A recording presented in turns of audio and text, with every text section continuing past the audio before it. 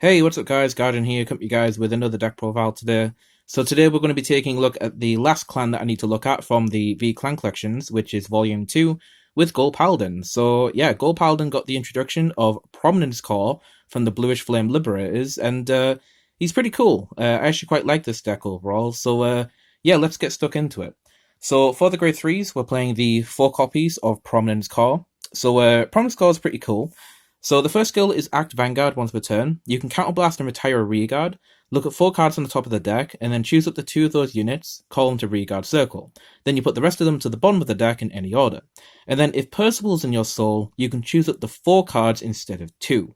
So really good. CB and retire, not too bad.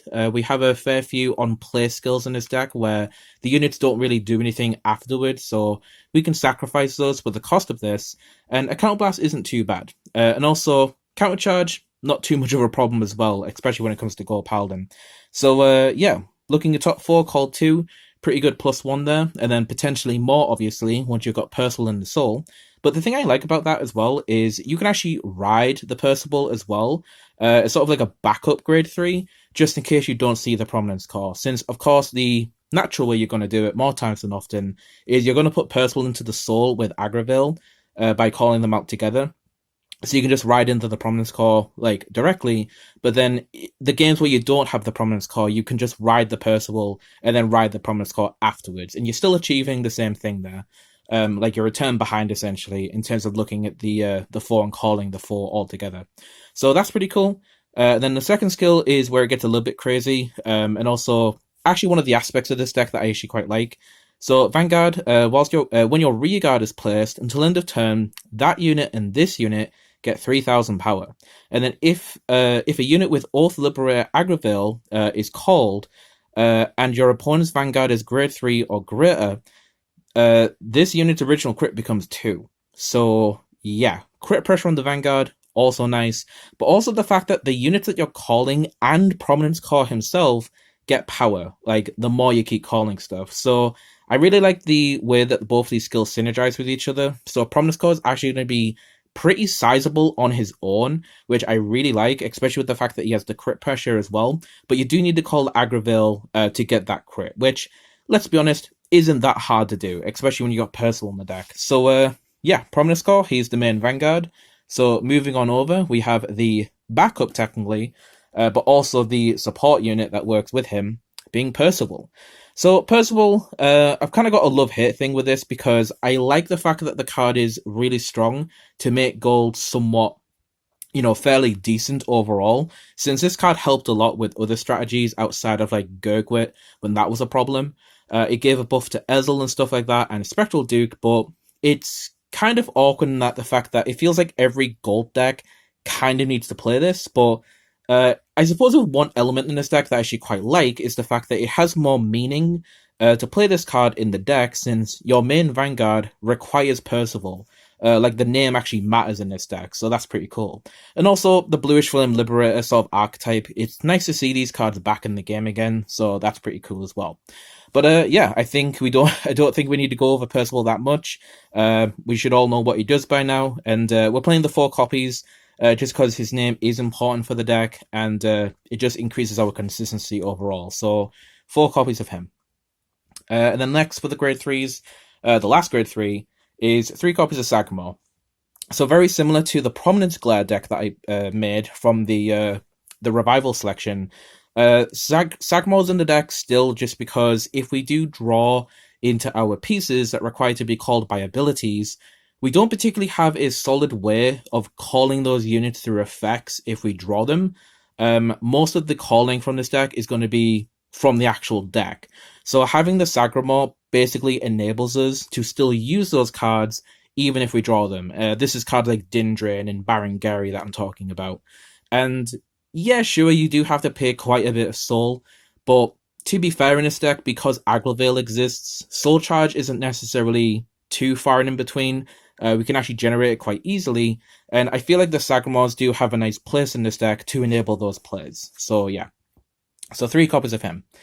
Alright, so for the grade 2s, we are playing the 4 copies of Fallon. Now, I know that there are some lists that don't play this, and I do understand why, But one of the elements that I like with Fallon is that neither of his skills cost any resources, which is nice, and they're not too bad. So the first skill is Continuous Rearguard. During your turn, if your rearguard was placed from your deck this turn, he gets 5k. So that's pretty nice. It doesn't matter when you call him, as long as you called something from the deck during the turn that he's on rearguard, he'll basically be a 14k beatstick. 19 on an Excel 2, so that's pretty solid. And I suppose technically 22 with the addition of the Prominence Core ability as well, given the 3k power. So not too bad. So he's pretty sizable on his own. But then he also has another skill, which is Van and Rhea. When this unit attack hits a Vanguard, you may look at the top card of your deck. If it's a unit card, you may call it to Rearguard Circle. This is really cool because it gives the deck some hit pressure in the early game and also provides a bit of aggro as well. So outside of Aggro Veil, which is also a pretty good ride target for this deck, Fallon is also pretty good. I mean, Van and Rhea's skill with an on-hit is really solid.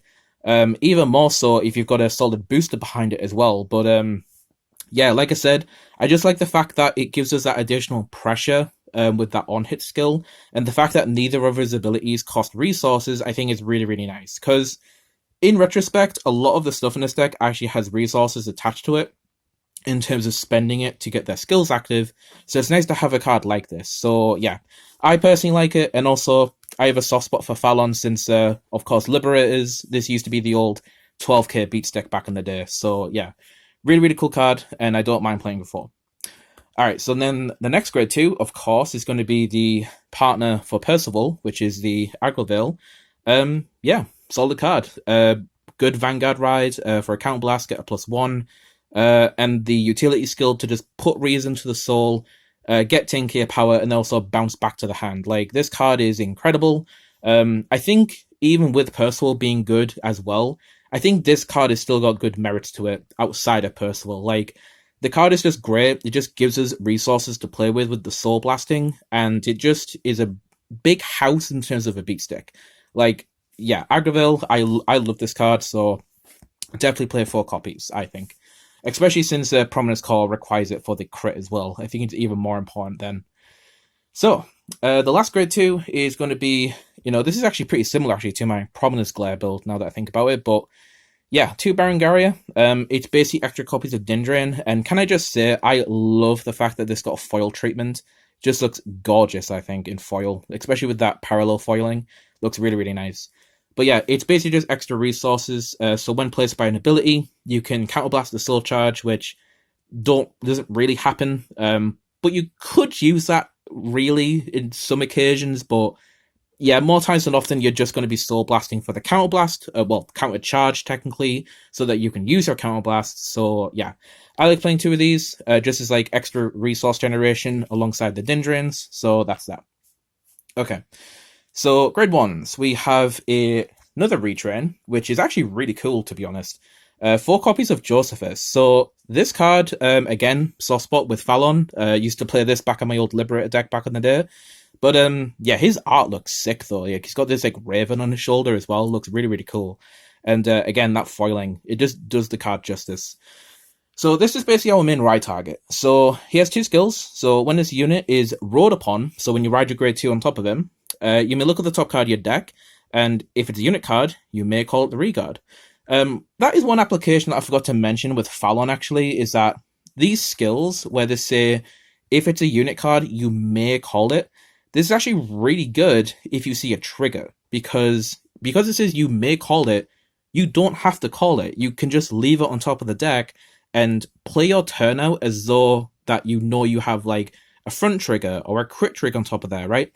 So, even if you're doing it during their turn as well, like if you do a grade 2 turn and you attack, notices like there's a heal or a draw on top of the deck, you now have a defensive trigger set up for their turn, or, a potential heal as well. So there's a really cool applications of these cards, which I really, really like. So that is something I forgot to mention with Fallon, but same kind of case with Josephus slightly. But yeah. And then the second skill is when this unit is placed on Rhea from your deck, that is important to know, from your deck, you Soul Blast 1 to countercharge 1, then you can Soul Blast another one to then draw a card. So yeah, your Soul Blasting 2 basically get the benefits of like what Din Drain had, but you get both of them, right? You get the draw and the counter charge, which is pretty damn good. So yeah. Now it is a Soul Blast of 2 to do both of those, and it's on separate costs, which means you can do the first one to get the counter charge, but then you have the option to then Soul Blast a draw. So you would have to do the first and the second together to get that draw. But yeah, you do as much of the skill as possible, basically.